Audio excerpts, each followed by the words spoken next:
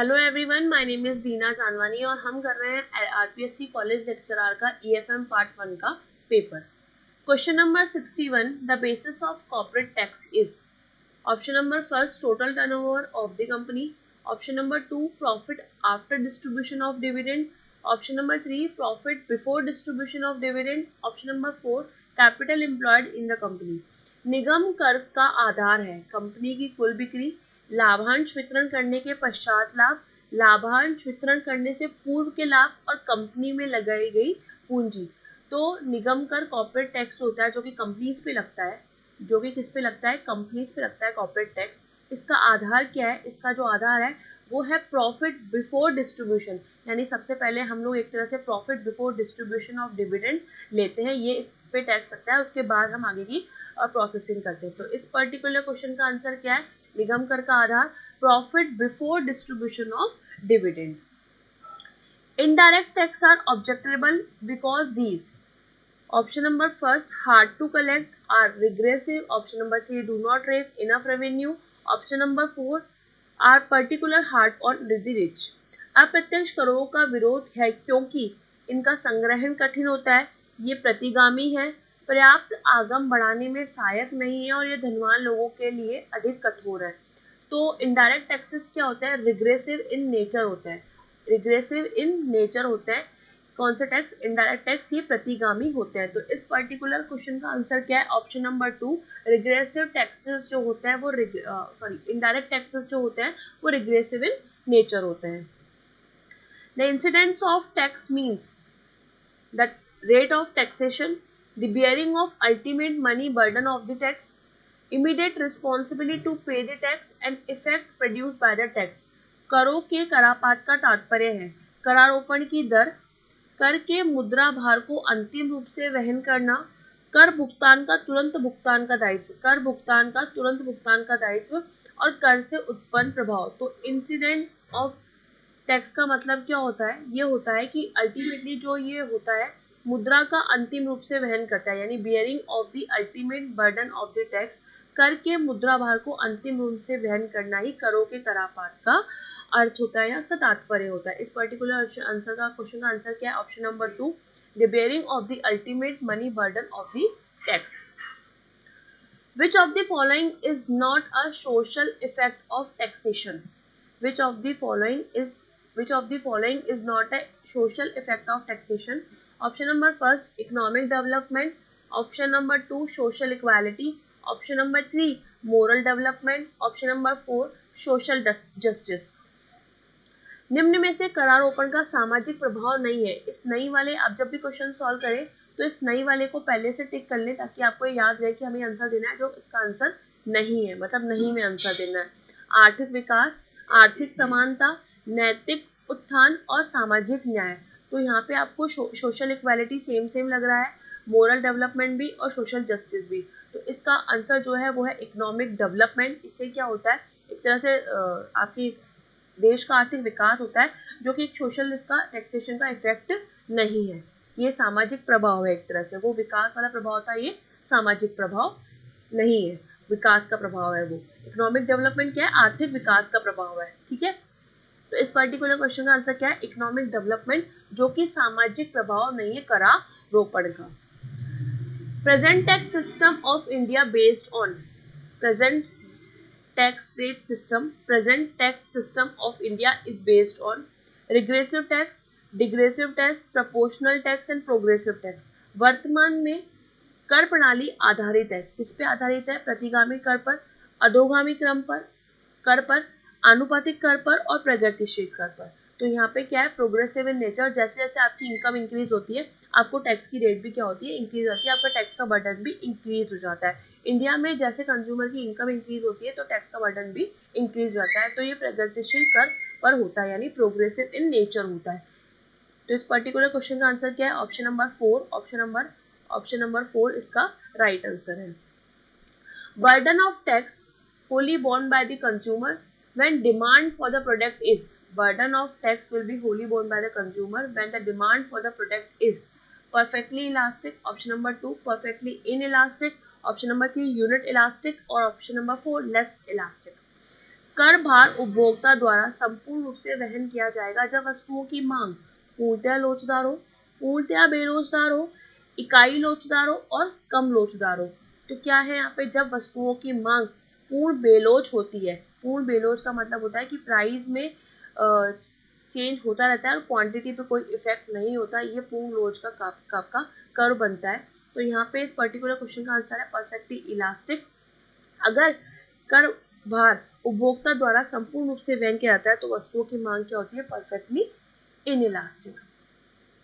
Difference between tax avoidance and tax evasion is from legality of amount of tax of taxpayer on differences।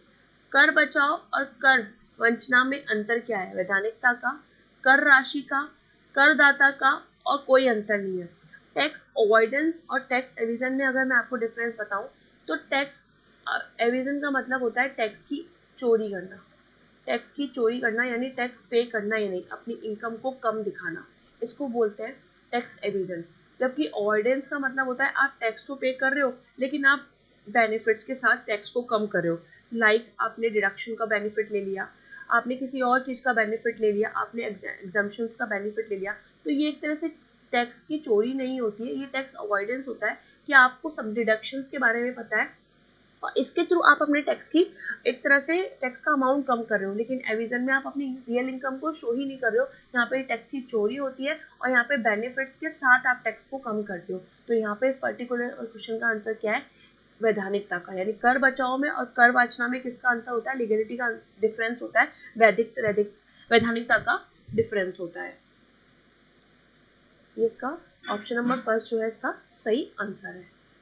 When the marginal social benefit of expenditure is equal to marginal social sacrifice of tax, then it is called benefit principle of taxation, principle of maximum social advantage, ability principle of taxation, equal sacrifice principle of taxation।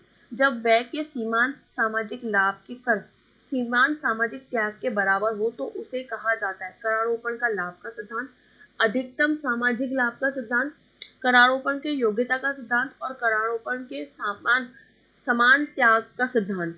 यहाँ पे क्या है इस particular question का answer, maximum social advantage, इसको अधिकतम लाभ का सिद्धांत कहते हैं।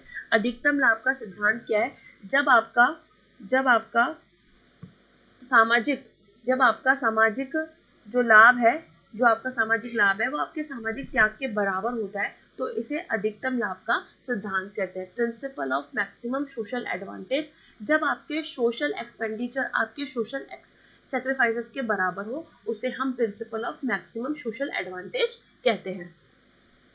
प्रोडक्टिव डेब्ट is taken for expansion of basic infrastructure, for management of natural calamities, for war and securities and for controlling inflation.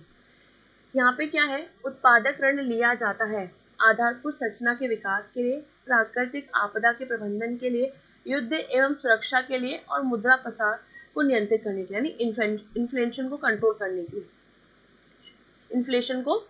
करने के लिए। तो यहाँ पे क्या है, आपका जो प्रोडक्टिव डेब्ट है वो किसके लिए लिया जाता है, इंफ्रास्ट्रक्चर को बढ़ाने के लिए। किसको एक्सपेंशन करना है, किसको, इंफ्रास्ट्रक्चर को मैनेजमेंट करना नहीं है हमें नेचुरल कैलामिटीज का, वार एंड सिक्योरिटीज के लिए नहीं होता और इन्फ्लेशन के लिए भी नहीं होता। यहाँ पे जो पर्टिकुलर आंसर है वो है एक्सपेंशन ऑफ बेसिक इंफ्रास्ट्रक्चर को बढ़ाने के लिए। एग्जाम्पल ऑफ एक्सटर्नल डेब्ट is loan from international monetary fund, loan from central bank, loan from commercial bank, loan from public. बाहर ऋण का उदाहरण है अंतर्राष्ट्रीय मुद्रा कोष से अगर आपने ऋण लिया है, केंद्रीय बैंक से ऋण लिया है, व्यापारिक बैंक से ऋण लिया है या फिर जनता से ऋण लिया है। तो ये सारे जो है ये आपको एक तरह से आंतरिक ऋण होता है जो आप अपनी देश की सीमा के अंदर ही लेते हो, चाहे सेंट्रल बैंक हो, चाहे कमर्शियल बैंक हो, चाहे आपने जनता से लिया है यानी पब्लिक से आपने लोन लिया है। लेकिन अगर आप बाहर से लेते हो तो ये क्या हो गया, इस पर्टिकुलर क्वेश्चन का आंसर क्या है, option number first, loan from international monetary fund. अगर आपने आईएमएफ से लोन लिया है तो वो क्या होता है, आपका एक्सटर्नल डेब्ट होता है। और IMF जो आपको लोन प्रोवाइड करवाता है वो किसके लिए कराता है, शॉर्ट टर्म के लिए लोन प्रोवाइड कराता है, जबकि वर्ल्ड बैंक जो होता है वो आपको एक लॉन्ग टर्म के लिए लोन प्रोवाइड करवाता है। तो इस पर्टिकुलर क्वेश्चन का आंसर क्या है, loan from international monetary fund, जिसको हम शॉर्ट में IMF बोलते हैं। Who introduce the uniformity canon of taxation, ये जो है यूनिफॉर्मिटी ऑफ कैनन टैक्सेशन ये किसने दिया, लुट्स एंड बेनम ने, निटी एंड कॉनार्ड ने, डेल्टन और मार्शल ने, और पिगो और एडम स्मिथ ने। तो इस पर्टिकुलर क्वेश्चन का आंसर क्या है, ये किसने दिया था, ये लुट्स एंड बेनम ने दिया था, क्या uniformity of canon taxation. Which one of the following debt is productive public debt? Which one of the following debt is productive public debt? Option number first, for re-establishment after war, for covering the budget deficit, for food flood services और for railway। निम्न में से कौन सा उत्पादक सार्वजनिक ऋण है, युद्ध पश्चात पुनर्स्थापन हेतु, बजट घाटे को पूरा करने के लिए, बाढ़ सेवाओं के लिए जिसे हम फ्लड सर्विसेज बोलते हैं, और ऑप्शन नंबर 4 है रेल परिवहन के लिए। तो इस पर्टिकुलर क्वेश्चन का आंसर है रेल परिवहन जो है वो एक प्रोडक्टिव पब्लिक डेब्ट होता है, जबकि ये सारी जो होता है ये इसमें क्या होता है, आप अगर कोई लॉस हो जाता है तो उनको पैसे दे सकते हैं, जैसे अगर बाढ़ आ गई तो बाढ़ के लिए अगर आपने पैसा दिया तो उससे प्रोडक्शन का तो कोई वर्क नहीं हो रहा ना, अगर आपने बजट घाटे में चल रहा है उसके लिए आपने पैसा दिया या वॉर की सिचुएशन के टाइम पे पैसा दिया, तो ये सिर्फ प्रोडक्टिव चीज़ों में नहीं लगता। लेकिन अगर आपने रेल परिवहन के लिए अगर अमाउंट दिया है, उसके लिए अगर लोन दिया है, तो कहीं ना कहीं से पब्लिक सर्विसेज प्रोवाइड करवा रहा है, तो ये क्या होता है, आपका प्रोडक्टिव इन नेचर होता है। तो इस पर्टिकुलर क्वेश्चन का आंसर है फॉर रेलवे, अगर आपने रेलवे के लिए डेब्ट दिया है तो वो प्रोडक्टिव इन नेचर है। Which of the following is a tax revenue? Rental income from the public property, interest income from loan, revenue from state duty, and issue new paper currency। निम्नलिखित में से कौन सा कर आगम है, यानी आपको एक तरह से रेवेन्यू किस चीज से हो रही है, सार्वजनिक संपत्ति से किराया के रूप में आय अगर हो रही है, ऋणों पर ब्याज अगर मिल रहा है वो वाली आय, नई संपत्ति शुल्क से प्राप्त आगम, या फिर नई मुद्रा जारी करने के लिए। तो नई मुद्रा जारी करने के लिए अगर आप न्यू करेंसी इशू करते हैं तो उससे कोई भी आपको टैक्स की एक तरह से रेवेन्यू नहीं होता है। अगर आप अगर रेंटल इनकम प्रॉपर्टी पर दे रहे हैं तो उससे भी कुछ नहीं होता है, आय नहीं होती है। इंटरेस्ट अगर लोन पे दे रहे हैं तो भी इनसे कोई आय नहीं होती है। लेकिन अगर आप स्टेट ड्यूटी दे रहे हैं, अगर आप रियल एस्टेट पे ड्यूटी दे रहे हैं, एक तरह से रेवेन्यू फ्रॉम स्टेट ड्यूटी यानी रियल एस्टेट ड्यूटी, तो ये क्या होती है, आपका एक तरह का टैक्स रेवेन्यू होता है। Which of the following item is not include in public revenue? यहाँ पे आप नोट, हर क्वेश्चन में नोट को पहले ही देख ले, इसको इग्नोर ना करें, कई बार इससे भी क्वेश्चन गलत हो जाते हैं। तो which of the following item is not included public revenue? Income tax, excise duty, profit of public enterprises, receipt from sale of public property। निम्न में से कौन सी मद सार्वजनिक आय में सम्मिलित नहीं है, आयकर, उत्पादन कर, सरकारी उपक्रम का लाभ, सरकारी संपत्ति के विक्रय से प्राप्त राशि। तो यहाँ पे क्या है, जो भी आपको सरकारी संपत्ति के विक्रय से राशि मिलती है ये आपके पब्लिक रेवेन्यू में नहीं आती। अगर आप आयकर का पैसा आ रहा है, उत्पादन कर का आ रहा है, या किसी सरकारी उपक्रम का लाभ आ रहा है, तो ये सारे आपकी सार्वजनिक आय में लिया जाता है। लेकिन अगर सार्वजनिक संपत्ति के विक्रय से प्राप्त राशि आ रही है ना, तो ये पब्लिक रेवेन्यू में नहीं लिया जाता है। In India, functional classification budgeting was introduced in the year 1950 to 51, 1957 to 58, 1967 to 68 and 1977 to 78। Bharat में कार्यात्मक वर्गीकरण बजट की शुरुआत कब हुई थी? तो इस बजट की शुरुआत हुई थी 1967 से 1968 के बीच में, 1967 से 68 के बीच में। किसकी? फंक्शनल क्लासिफिकेशन बजटिंग इंट्रोड्यूस हुआ था इंडिया में। Which of the following is not internal public डेब्ट सोर्स? ऐसा कौन सी है जो इंटरनल पब्लिक सोर्स नहीं है? मार्केट डेब्ट, ट्रेजरी बिल्स, डेब्ट for international institutions and provident fund. निम्न में से कौन सा आंतरिक सार्वजनिक ऋण का स्रोत नहीं है? बाजार ऋण, ट्रेजरी बिल्स, अंतर्राष्ट्रीय वित्तीय संस्थाओं से ऋण और भविष्य निधि। आपको क्वेश्चन देख के लग रहा होगा कि एक इंटरनेशनल इंस्टीट्यूशन है, ये जो बाहर से आता है ये आंतरिक सोर्स नहीं है, बाकी सारे के सारे क्या है आपके आंतरिक सोर्स हैं। तो इस पर्टिकुलर क्वेश्चन का आंसर है डेब्ट फॉर इंटरनेशनल इंस्टीट्यूशन। अगर आप कोई भी उधार आपकी अंतर्राष्ट्रीय वित्तीय संस्थाओं से लेते हैं तो ये इंटरनल उधारी ये आंतरिक सार्वजनिक ऋण का स्रोत नहीं है। In economy classification of budget there are, classification of budget, economy में क्लासिफिकेशन ऑफ बजट के कितने अकाउंट्स है? 2 accounts, 3 accounts, 4 accounts and 6 accounts. तो यहाँ पे इसका आंसर जो पर्टिकुलर आंसर है वो है 6 accounts. In economic classification of central budget, कितने बजट होते हैं? इसके 6 हेड होते हैं, मैं आपको बताती हूँ। सबसे फर्स्ट होता है मेजर हेड, जिसके टोटल 4 डिजिट होती है। सेकंड होता है सब मेजर हेड, फर्स्ट नंबर पे आपने क्या देखा? मेजर हेड, सब मेजर हेड, माइनर हेड, सब head, detail head and object head. ये 6 टाइप्स के अकाउंट्स होते हैं। मेजर हेड, सब मेजर हेड, माइनर हेड, सब माइनर हेड, डिटेल हेड और ऑब्जेक्ट हेड। ये 5 तरह के आपके सेंट्रल बैंक के अकाउंट्स होते हैं। Gross fiscal deficit is equal to expenditure plus net pending minus revenue receipt, expenditure minus revenue receipt, revenue receipt minus revenue expenditure और RBI डेब्ट एंड क्रेडिट टू गवर्नमेंट। सकल राजकोषीय घाटा होता है, राजकोषीय घाटा होता है व्यय प्लस शुद्ध लंबित ऋण माइनस आगम प्राप्ति के बराबर, व्यय में से आगम प्राप्ति को घटाने के बाद, आगम प्राप्ति में से आगम व्यय को घटाने के बाद और रिजर्व बैंक से प्राप्त ऋण के बराबर। तो ये 4th ऑप्शन तो बिल्कुल भी नहीं, क्योंकि रिजर्व बैंक का यहाँ पे कुछ नहीं होता है। आगम प्राप्ति और आगम व्यय के बराबर ये आपका रेवेन्यू डेफिसिट होता है, तो ये आंसर भी नहीं हो सकता। व्यय और आगम प्राप्ति के बराबर ये भी सेम ही हो गया, तो ये भी आंसर नहीं होता।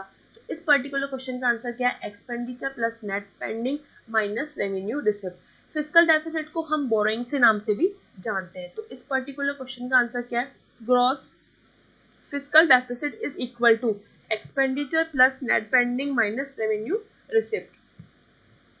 Deficit budget will be bring a fall in price level, an increase in price level, no effect in price level and none of these। घाटे की सिचुएशन कब आती है? घाटे की बजट कब होगा? जब कीमत में गिरावट होगा, जब कीमत में वृद्धि होगी, जब कीमत इससे अप्रभावित होगा या अप्रभाव होगा, या इनमें से कोई नहीं। तो नेचुरल सी बात है, घाटा जब होता है जब आपका प्राइस का लेवल बढ़ जाता है, प्राइस की जो होती है प्राइस लेवल आपका इंक्रीज होता है, तभी तो घाटे की सिचुएशन होती है। अगर प्राइस में गिरावट आ जाए तो घाटे की सिचुएशन आए ही नहीं। तो इस पर्टिकुलर क्वेश्चन का आंसर क्या है? And increase in price level, जब आपकी प्राइस का लेवल क्या होता है? इंक्रीज हो जाता है। Which indirect tax will not abolish by goods and services tax. जब आपका जीएसटी आया था तो बहुत सारे टैक्स को अबॉलिश करके एक जीएसटी को ही लाया था, बाकी सब टैक्स हट गए थे, लेकिन इनमें से अभी भी कोई ऐसा टैक्स है जिसको अभी भी अबॉलिशमेंट नहीं किया गया है। सेंट्रल टैक्स जिसे हम सीएसटी बोलते हैं, सेंट्रल सेल्स टैक्स जिसको हम सीएसटी बोलते हैं, custom duty, excise duty and service tax. यानी इतना तो पता है कि central tax and service tax ये तो पूरी तरीके से हट चुका है। इसकी जगह पे क्या आ गया है? जीएसटी आ गया है। वैट भी था इसमें, वैट की जगह पे भी क्या आ गया है? जीएसटी आ गया है। अब है कस्टम ड्यूटी या एक्साइज ड्यूटी। तो यहाँ पे एक्साइज टैक्स भी हट चुका है, सर्विस टैक्स भी हट चुका है, वैट जो है वैल्यू एडेड टैक्स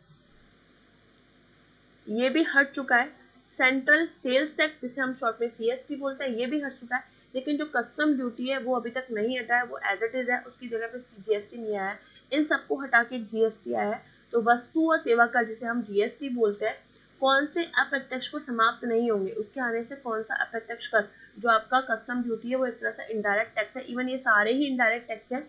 केंद्रीय बिक्री कर, सीमा शुल्क, उत्पादन शुल्क और सेवा शुल्क। तो एक्साइज ड्यूटी हट चुका है, सर्विस टैक्स हट चुका है, सेंट्रल सेल्स टैक्स हट चुका है, वैल्यू एडेड टैक्स जिसको हम शॉर्ट में वैट बोलते हैं, ये सारे टैक्सेस हट चुके हैं। लेकिन कस्टम ड्यूटी एक ऐसा टैक्स है जो नहीं हटा है, जो अभी तक जीएसटी में जो अलग से अभी भी चार्ज किया जाता है। तो इस पर्टिकुलर क्वेश्चन का आंसर क्या है? Custom duty. आज के लिए सिर्फ इतना। Thank you so much.